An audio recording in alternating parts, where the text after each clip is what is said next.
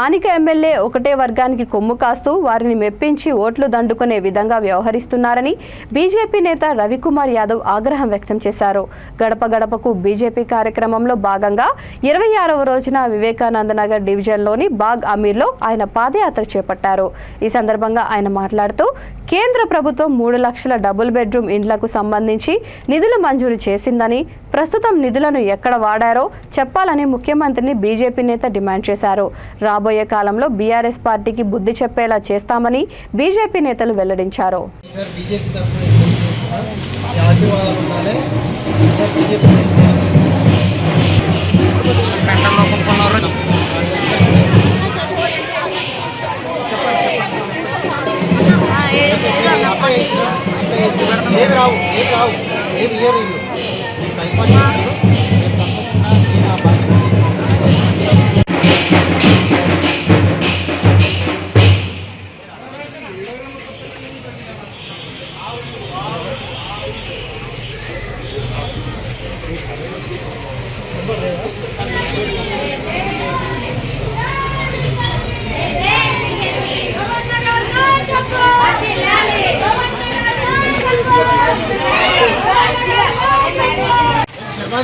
అన్నా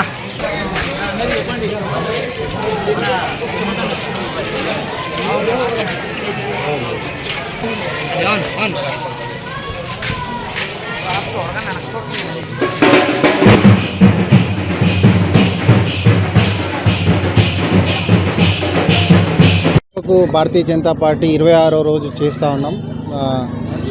ఎక్కడ చూసినా కానీ సమస్యలే ఉన్నాయి. ఎమ్మెల్యే ఇప్పటివరకు ఏ బస్తీలకు రాలేదు.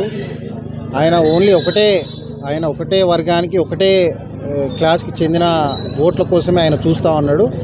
ఆయనకు పేద ప్రజలు అనేది విలువ లేకుండా పోయింది. పేద ప్రజలు ఒక 2 రోజుల పడ్డ వర్షానికే ఇంత ఇబ్బందులు పడుతూ ఉన్నారు. డ్రైనేజ్ పొంగి పొర్లుతుంది, పిల్లలు అవస్థ పడుతూ ఉన్నారు, చాలా ఇబ్బందుల్లో ఉన్నారు.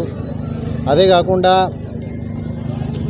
మరి మొన్న సెక్రటరియట్ ఓపెనింగ్ రోజు మన ముఖ్యమంత్రి గారు 1,00,000 డబుల్ బెడ్రూమ్లు ఇస్తా అని చెప్పిండు.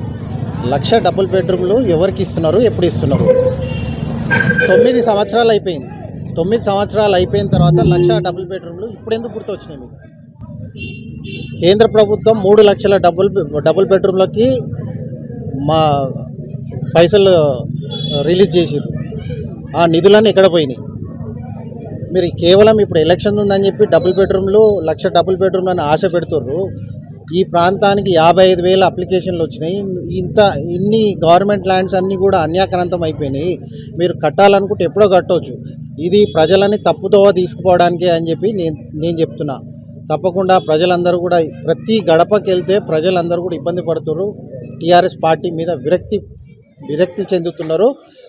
తప్పకుండా ఈసారి టీఆర్ఎస్ పార్టీని ఈ ప్రాంతంలో డిపాజిట్ లేకుండా చేస్తారని చెప్పి నేను తెలియజేస్తున్నాను.